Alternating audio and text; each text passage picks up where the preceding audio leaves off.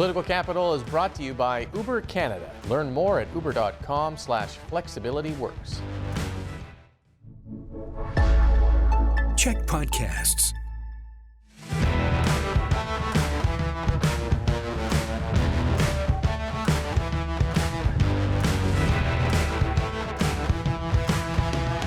Hey everyone, and welcome to Political Capital, your source for all the latest in BC politics. I'm your host, Rob Shaw, coming to you live to tape from the growing CHEK News media empire here in Victoria. A lot to get to this week, so let's not waste time listening to me jibber-jabber on. We're going to get right into it with the panel.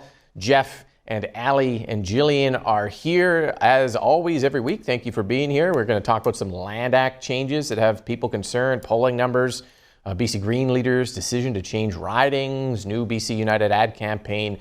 There's a lot to get in there. Now, we'll start off on the Land Act, which is something we don't really even often hear anything about, but some out of nowhere changes proposed in a very fast timeline here have raised some concerns. Basically, this law governs Crown land, that 95% of the province that people apply for permits in 10 years to do things like hunt and camp and fish and log and mine and swim and stuff like that. Decisions made by a minister on what we can do. Now the government wants to create co-decision making models with Indigenous governments. Some people are concerned that might lead to land access and so-called veto issues, which we can get into. That word is pretty loaded too. So a lot to break down there. Allie, let's start with you. Feels like a lot of this criticism starts because nobody's really heard about these proposed legislative changes, which are apparently going to happen this spring. Let's start there. Well, that's the big issue. So we should be afraid of how the NDP has rolled this out so secretively. And I'm glad we're talking about it because this might actually be the only awareness that our viewers are going to get about it. And this is absolutely on purpose by the NDP. The NDP are pulling a fast one on us. And before anyone says that this is anti-Indigenous, that is exactly what the NDP want, to make this divisive with accusations that aren't real. But the engagement process isn't real, and that's the big red flag. This is ludicrous when we think about a massive drought coming our way this year, and now we would risk water access instability. I've been talking about this potential drought for a while now, mostly because in Alberta, Minister Rebecca Schultz has been talking about this in a significant way. And so we're not immune to those challenges that are coming our way as well. But here's the most important thing. The NDP are being very cavalier with our democracy on this issue. So even if you don't think that this is an issue that will impact your life, obviously land use, it doesn't impact your life for a lot of things. It already has by letting them get away with this without proper debate and consultation. But there's a difference between talking about taking action and removing the voter from the process altogether. Mm-hmm. There's just a vague public consultation going on a kind of obscure part of the government's website, but that's the only thing that any of us have really heard about this until it suddenly made its way into the media. Jillian, if you flip it around, when you talk to Indigenous leaders or the minister, the premier, who I tossed a question to about this week, they'll say, look, we got many court cases that have made it clear the government has a duty to consult on anything it does on Crown land. It has to meaningfully try and obtain free, prior, and informed consent on decisions. You're going to end up consulting or in court with First Nations on their traditional territory anyways. So why not set out a joint decision-making process in advance? So that's the kind of counter-argument from government. Yeah, exactly. That's what the minister has been saying, that by having that co-management and that consent granted up front for land use, that is going to prevent this from playing out in the courts, which can be costly, create a lot of uncertainty for business. This way, you do it at the beginning of the process, and then everybody can move forward in a way that doesn't, put up any roadblocks to whatever project it is going forward. I think that, the other thing that this does is, of course, is sort of bring the Land Use Act into line with UNDRIP, which, of course, all the parties have supported. And so I think, from that perspective, it's not a surprise.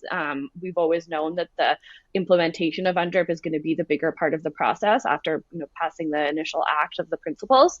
But I think that there is a lot to be desired with this process, and it runs the risk of creating a lot of unnecessary controversy. We still haven't seen the act, but the fact that we don't know what it looks like and that there hasn't been any public engagement or any meaningful public engagement creates a lot of opportunity for conflict and a lot of risk for conflict, especially because I think this is something the government wants to get done and they've really only got one more session to go before the election comes. So, the problem with that is that it puts First Nations at the center of a lot of controversy, whether that's, between conservation groups or people who want access to the backcountry.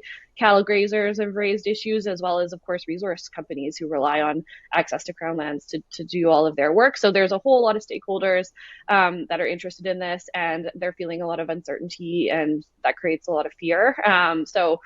I think the government has a lot to do to sort of reassure people and make sure that the process is successful if this is something that they want to see get done this session.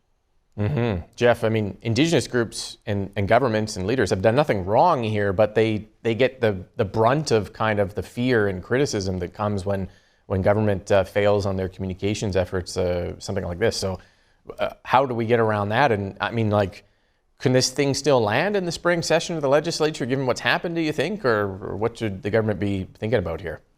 I think it can land. I think it has to start with what Nathan Cullen, who's the minister responsible for this, has done, which he's acknowledged that the government has communicated suboptimally, is the fancy word I like to use for it, poorly, right? Could have done better. Is committed to fixing that. So he's taken every interview he can get, expanding outreach in consultation and extending it further than it had been initially scheduled. I think it's important there's a lot of talk about this. There's a lot of opinions being thrown around about this issue. I think it's important for folks to know that what this change is not is an overnight veto on 95% of BC lands for First Nations. What the change is the government is giving itself the power to negotiate joint decision-making deals with First Nations about matters affecting First Nations. Every one of these agreements will be subject to public consultation.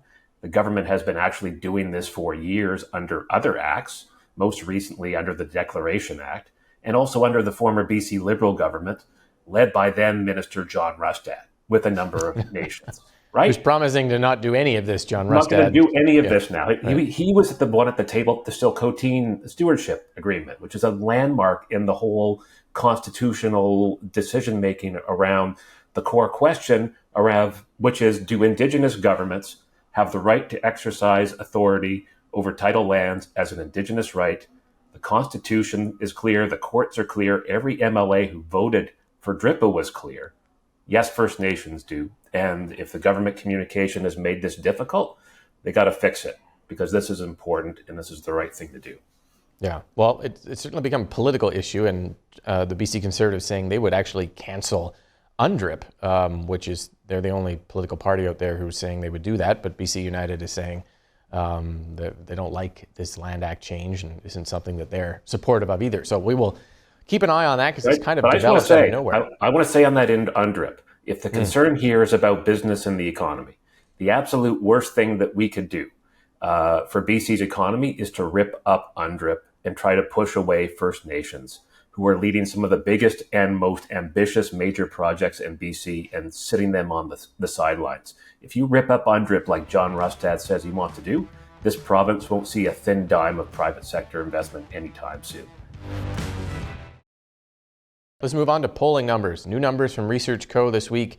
Maybe not on their own of much value, as we tend to say about polls, but in the totality, if we look at other polls, this seems to confirm what we're seeing in public sentiment, a meteoric rise of the BC Conservatives at second place in this poll. We've seen that in other polls as well. Voter intention here at 25%, the NDP around 46%, BC United at 17%, and the BC Greens at 11%, and then some voter popularity, which we'll show you on a graph here, showing John Rustad at the Conservatives basically doubling his approval rating in the last 8 months, while everyone else is around the same or dropping a little bit, notably Falcon. So, Jillian, when we put this in context, all the other data out there, what's important to note in the sort of trend lines that we're seeing here? Yeah, I think it really just kind of confirms what we've been talking about for a couple of months. there is a huge gap for any opposition party to catch the NDP. We also got fundraising numbers for the year end this week. NDP is far ahead, almost double the other parties, but the other parties are also doing better than I thought they would be doing. The interesting thing is the Conservatives, they've been way, way far behind in fundraising. They're catching up a little bit. They raised about $300,000 in the final quarter of the year, which is better for them. But it's still, it's about half of what the BC Greens raised. It's way less than what BC United and the BC NDP raised. So it's a very tough situation to read. Of course, we're still seeing those sort of low issue approval ratings for the government despite the vote intention. So I think this far out from the election, it's a tough one to say where it's going to go, because with even though the Conservatives are rising and they're second in the polls, they just don't have the money to be running a provincial scale campaign. And I think that there's a lot of chance that things could change once we get into the electoral cycle. Mm-hmm. Allie, the fundraising numbers Jillian just mentioned, the polling numbers, I mean, there's other ways you can split the polls. This one has some numbers on voters who supported the NDP in the last elections wanting to stay with EB, but voters who backed the BC Liberals generally not as enthusiastic, demographics. There's all sorts of different ways to go at it. What jumps out at you? Well, what Jillian mentioned there on the fundraising numbers, it's super important. This is the difference between the BC United and the BC Conservatives being able to tell voters what are the difference between these two parties. On one side, you have 1.1 million raised in the last quarter by the BC United, 300,000, as Jillian pointed out, for the BC Conservatives. So are the BC Conservatives going to be able to do more with less, or are they just going to be a blimp in all of this? I can't emphasize enough just how much you need that donor base during a campaign. Let's think about it like an American style campaign here. American presidential elections, even though they have overwhelming support, those candidates drop off because they just run out of money, not because of support. And that could very well be what happens to the BC Conservatives, where they have overwhelming support, momentum is growing, but if they don't have that donor base, they will not be able to compete against the very aggressive ads that I anticipate the BC Uniteds will do. And I know that we're going to get into that topic a little bit later, but it's going to be quite the contrast. Mm-hmm. Jeff, what do you make of all this? So I'm looking at that research, and there's some numbers that beyond the top lines that pop out for me. David Eby's approvals at 53%. We talk about the issue approvals and how low they are. That's not time for a change numbers. That's really in contrast to what we're seeing federally, for example, where the Prime Minister's numbers are in depending on which poll you're looking at, are in the teens to the 20s, right? So it feels like the move from John Horgan to David Eby, at least for now, at this point in time, has satisfied the public's desire for any change in the Premier's office. The NDP leads in every demographic in this, by age, by gender, even by region, really strong in the interior and in the north, and is taking it to the opposition. When you have a government that's been in power for as long as the NDP has, you expect it to be the opposite. But that's not what these numbers show. And the one number set of numbers that I thought was really interesting was just the voter universe, like who would even consider voting for the other parties. BC Greens 34%, Conservatives 41%, BC United only at 33%. So that's not, if you don't have enough potential voters to overtake the NDP's committed voters, that's a tough place to be a few months before an election. Mm-hmm. In some ways, though, it's not great for the NDP to be leading in all demographics in all parts of the province. Almost, they got nowhere to go but down. We'd be talking, look back on this. Even if they win a majority in the election, look back and say, "Oh, they lost," middle-income, middle-aged women at some point. It's like that's in tough. That respect, this is a great news poll for BC UP, because this is a great baseline for a comeback story. 15% in the polls, there's no place to go but up. Yeah. The only other thing I'll just mention at the end, a discussion about the BC Conservatives in this poll and different support or lack thereof of the merger. I feel like that ship, a merger with BC United anyways, and some voters wanting that, some not. I feel like that ship has sailed. We're not really talking about it anymore. There's too many candidates out from both parties to slam them together and merge now, and those talks never really materialized. So that, I don't think we'll be hearing much more about that, despite some polling numbers there. Let's just go to carry on from that into what Allie had been talking about. There's a new ad campaign started by BC United in response, I think, to some of these polling numbers, trying to get the United message out, the Falcon message out. The 2 videos so far focused on cost of housing and affordability, a new tagline of United, we will fix it, which I actually think is not bad. Kind of clever, putting the party name in a change message like that. I don't know. That was just my initial coming together of it. The videos kind of felt a little flat to me, but let's just quickly go around. Is this a good start to what seems like it's got to be a necessary, ad campaign? Should the party be doing this now or focusing somewhere else, or what is the best case scenario for it here? Jeff, let's stick with you on that.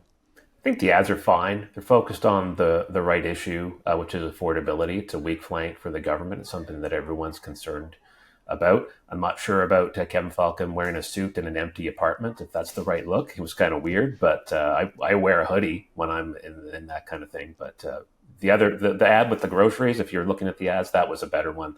The slogan, though, fix it.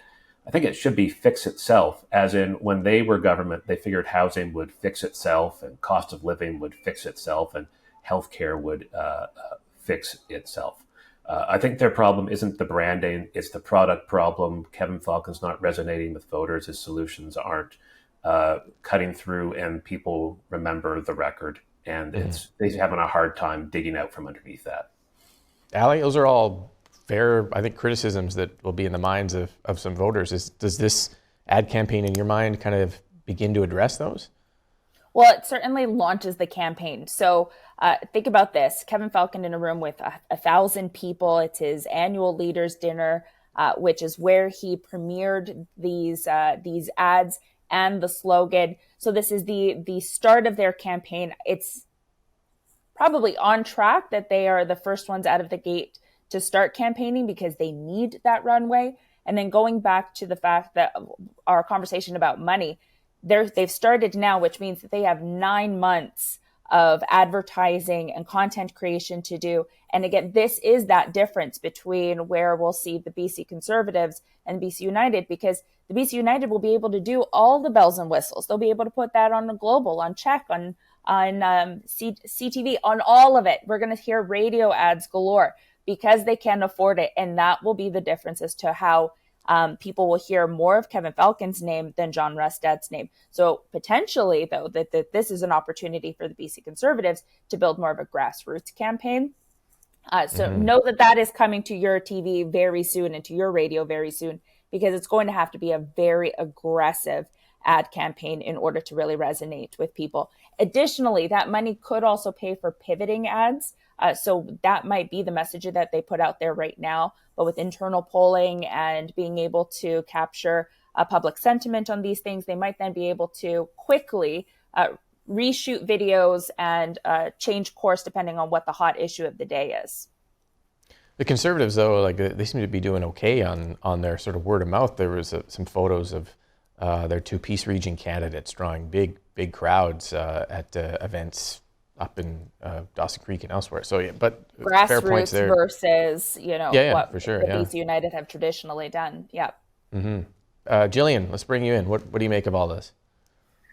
Yeah, I agree with you that I think the TV ads felt a little bit flat. I think they talk about the right issue, which is cost of living. Falcon's talking about cost of groceries, which is obviously top of mind for people. But I didn't see anything in them that really convinced me that he's the guy to fix it, like their slogan says. I did hear some radio ads that I thought were a little bit more compelling, talking about how he was successful in getting the Canada Line built when he was transportation minister. I think that that's the gap that they need to close. While they might, it's easy to know what issues that people are unhappy about and they want to see movement on, it's much more difficult to prove to people that you're going to be a better place to fix it. So that's the gap that they need to close right now. Yeah. Okay. Well, we will be watching those videos because we won't be able to get away from them. They'll be blitzing us all over the place with election material from all parties very soon. Let's move to BC Green leader Sonia Furstenau. Made the announcement this week she's leaving the Cowichan Valley riding. She's won the last 2 elections to Victoria Beacon Hill. where she'll go up against Cabinet Minister Grace Lore. Jillian, starting with you on that, any idea why she sort of said she's moving her family, but I think we've all speculated in the past it'd be a tough riding to keep because her riding was being split in two. But how do we begin to sort of dissect this announcement, do you think? Yeah, well, I worked for Sonia for a number of years, and I think that she is genuine. She's the type of person who's very community oriented and wouldn't feel comfortable running somewhere that she isn't really connected to and living in. And she's moving back there. She lived in the riding for 20 years before moving up to Shawnigan. So I think that's authentic. I also think, looking at the new electoral boundaries, with the changes, Victoria Beacon Hill is sort of more in line with her previous riding with the changes included now. It's a riding where the Greens come in second. They still have a pretty big gap to close to catch the NDP in that riding, but it really is a horse race between those two parties where voters don't have to worry about voting strategically and where they haven't had a really strong Green candidate since 2013 when Jane Stirk, the former leader, ran, and she had a gap of about 4,000 votes in that election. But the difference now, I think, is that Sonia Furstenau has proven that she's a winner. She's viable. She's been elected. And that can give a lot of momentum in addition to just the spotlight and the name recognition and all the profile a leader gets during a provincial election. And I think finally, it's a very progressive riding. Sonia is a real progressive that's really strong on progressive issues, whether it's, climate change and, some good contrast with the NDP there with not supporting subsidizing fossil fuels. She's been really vocal on healthcare, other, cost of living and progressive issues. So I think any riding where she was going to run, she's going to have to work in given the new landscape, but I don't think it's a bad choice. I think it's, it is a strategic one that puts her close to where the central campaign is, where the center of the action is going to be for the provincial election. And I think she has a really strong chance of flipping this one. Mm-hmm. Good point. Jeff and Allie and I also have many points about this, but you're going to need to subscribe to the audio podcast to hear it because we're totally out of time here. Thank you for watching. Thank you to the panel for being here and subscribing on YouTube, wherever you might be getting the show. We'll be back next week with all the latest on BC politics here on Political Capital. Political Capital is brought to you by Uber Canada. Learn more at uber.com/flexibilityworks.